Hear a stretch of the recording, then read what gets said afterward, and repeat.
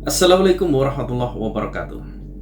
Roy Surya CS makin ngaco, makin ngawur. Kini dia meminta ahli forensik dari luar negeri, dari Amerika dan Jepang, hanya untuk membuktikan sebuah ijazah Bapak Jokowi. Saking panasnya ya, sampai segitunya. Kamu mau dibuktikan seperti apapun tidak percaya, Roy. Walaupun pihak UGM sendiri yang menyatakan asli, pasti kamu juga tidak akan percaya. Karena apa? Karena di otakmu itu hanyalah kebencian, sakit hati yang sudah bertahun-tahun menjadi karatan dan mungkin tidak bisa sembuh lagi ya, Roy. Ya, seperti itulah namanya sakit hati. Susah untuk disembuhkan, Roy.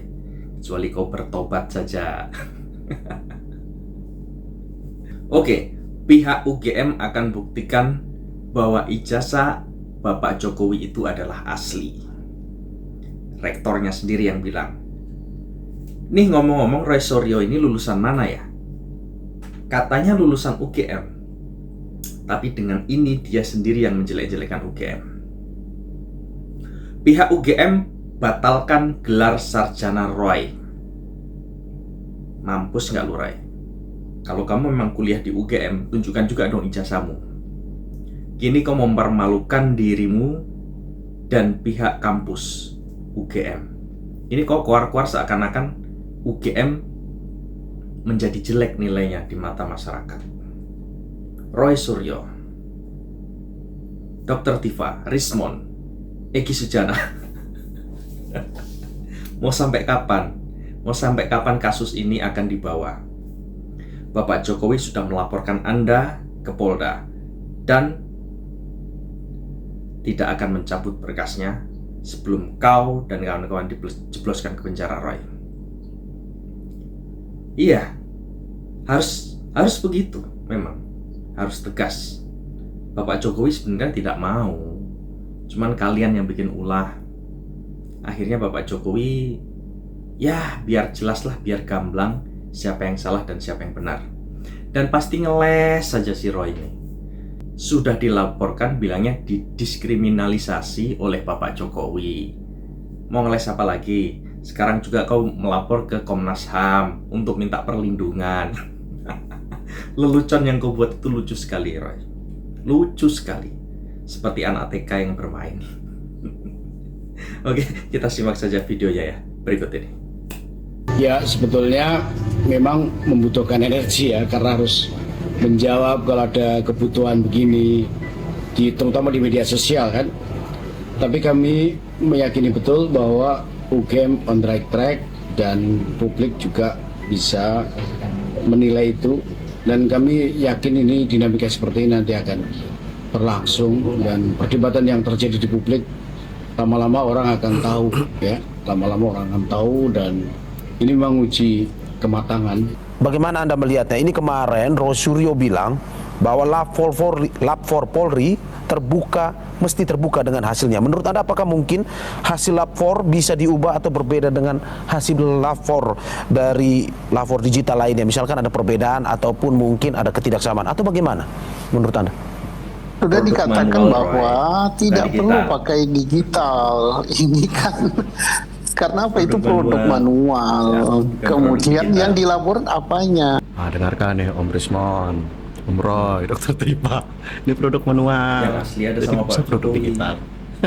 Ya. Kan yang aslinya, yang diakui asli ada sama Pak Jokowi. Ya. Tinggal disita sebagai barang bukti, atau begitu diserahkan, diterima buat berita acaranya dan sebagainya.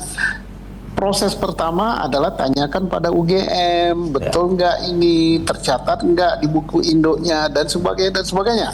Setelah betul, kalau kita mau membandingkan, mau menambah jelas yang sudah terang gitu kan, periksa juga ijazah teman seangkatannya. Kalau ternyata semuanya sama, berarti tuntas keasliannya. Sekarang prosesnya, apakah proses menerima ijazah itu melalui kuliah atau diberikan begitu saja.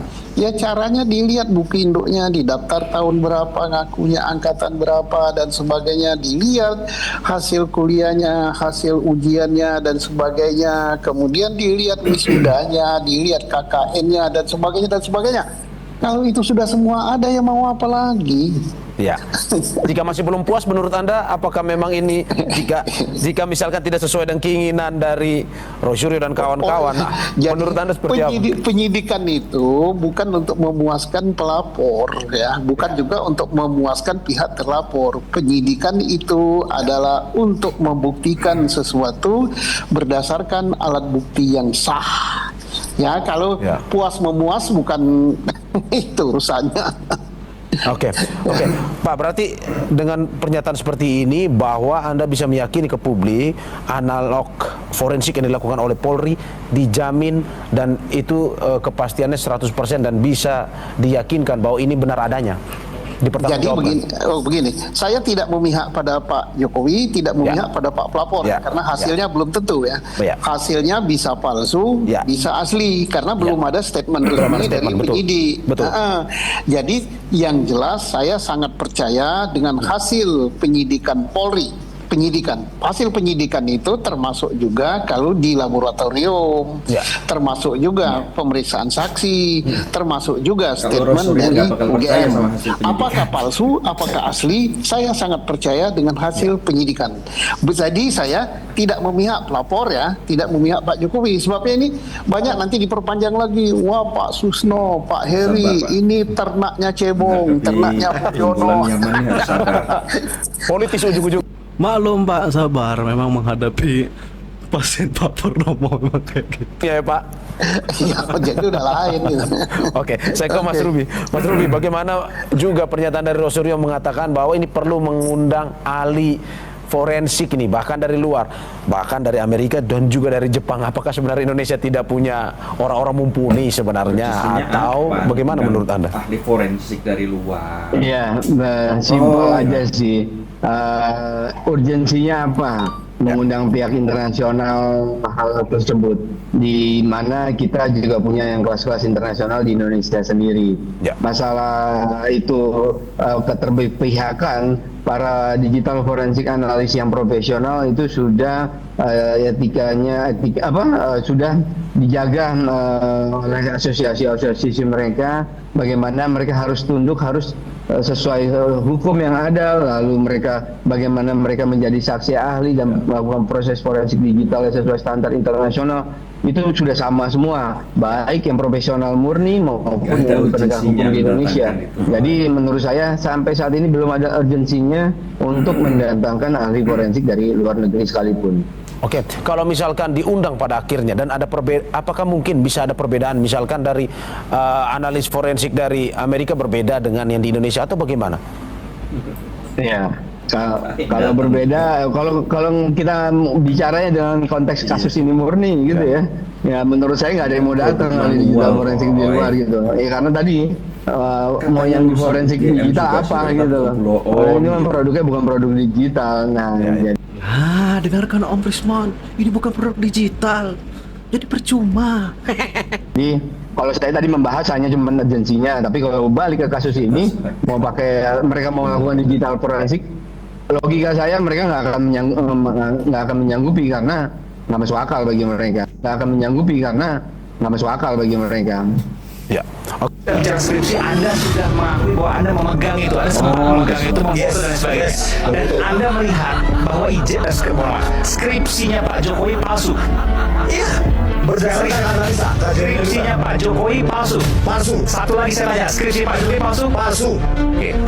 Ini sebelum saya ke Mas Ruby, kalau melihat bahwa hingga saat ini masih terus ada kecurigaan dalam arti bahwa ini orang selalu membandingkan, kalau kita lihat di medsos bagaimana skripsinya, kalau kata yang tersebar di medsos ini bukan skripsi tapi tesis, terus juga tidak ditandatangan oleh dosen. Apakah memang kecurigaan-kecurigaan ini layak untuk diperiksa oleh penyidik, ataukah memang sebenarnya penyidik harus mengikuti aturan-aturan sebenarnya sudah sesuai dengan SOP dalam pemeriksaan ijazah ini asli atau palsu. Sebentar lagi buku nikahnya Pak Jokowi Yang dipersoalkan dipermasalahkan. ijazah, kemudian melebar ke skripsi. Nah, skripsi dan Ijazah, sebagainya yang skripsi, Bentar dalam lagi ke akte kelahiran Masa Pak kuliah. Joko, yakin saya. berwenang menjelaskan itu adalah UGM. Oke. Bukan publik. Oke. Nah, tetapi suara pelapor itu kan diadopsi dengan pemeriksaan saksi pelapor. Tapi apa yang dijelaskan oleh saksi pelapor selaras Dengan dengan itu yang UGM. dijelaskan oleh UGM atau tidak? ngeluarin Kalau dong. tidak, berarti yang benar Kamu siapa? kalau tidak percaya Yang benar sama ya UGM, ya berarti UGM, kamu dia juga yang ngeluarin kok. menjelekkan nama baik UGM. Jika perlu, apabila ada alumni satu perguruan tinggi tapi punya perilaku yang tidak mencerminkan sarjana, cabut aja ijazahnya, batalkan aja gelarnya. Harus ada peraturan itu. Kalau ada orang ngaku alumni UGM, kemudian dia malah mengolok-olok kampusnya sendiri, cabut. Menginjak-injak kehormatan satu kampus. Padahal kan masa UGM alumni kan banyak sekali. Kenapa kok banyak yang diam gitu loh? Apakah kebenaran itu harus diam gitu loh? Memangnya orang semuanya mau mengutin sampah di jalan? Wajah Ya, terjadi hormonal disturbance ya. Beliau itu mengalami penuaan yang cepat sekali gitu. Rambut rontok habis, kemudian kerut-kerut dalam hitungan bulan muncul.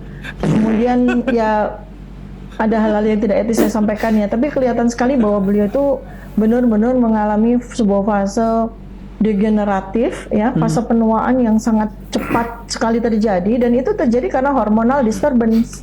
Itu kenapa hormonal disturbance Hormon terjadi? otak disturbance karena Kenapa pemerintahan Pak Prabowo ini sekarang lagi mungkin mencanangkan merazia preman, yang orang yang rusuh-rusuh gitu. Kenapa sih Romuald Rismond dengan si Roy Suryo ini kenapa nggak dikategorikan seperti itu gitu loh?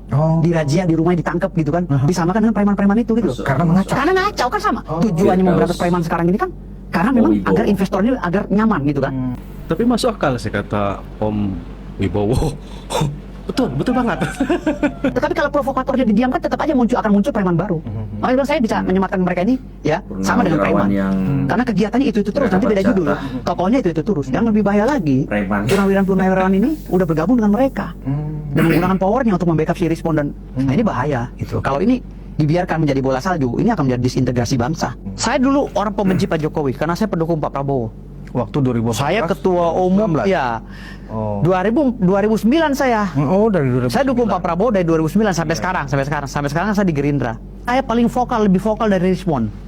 Boleh intelijen buka yang bikin ribut tahun 2019 di depan Bawaslu saya, Bang. Sampai saya jadi TO, Egy Sujana ditangkap. Liu Sukarisma ditangkap. Semua ditangkap, Bang. Saya kabur, Bang, hampir sebulan. Handphone saya buang ke kali. Jadi sebenarnya nah dalam kacamata hukum ya apa yang dipersoalkan oleh gerombolan ini menurut Bung Firdaus apakah benar ini palsu? Apakah emang ini harus ditelisik dengan pendekatan digital forensik atau kimia forensik? Karena kan ini fisik gitu loh, bukan produk yang sifatnya foto atau produk-produk digital. Gini mana? Saya tidak mengarah ke situ dulu. Oke. Itu lebih spesifik nanti. Tapi saya lebih kepada pengaruh sosial, pergaulan, dampak sosial dari pergaulan sekelompok ini gitu. Saya masuk di kolam yang sama dengan mereka dulu.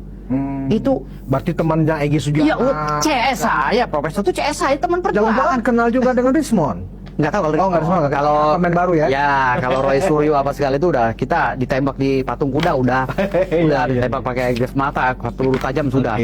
Jadi itu perjuangan saya dengan Bang Egy Sujana gitu loh. Jadi artinya saya merasa bingung ya, kenapa kalau saya masuk kelompok itu kok saya kayak jadi kesetanan gitu loh.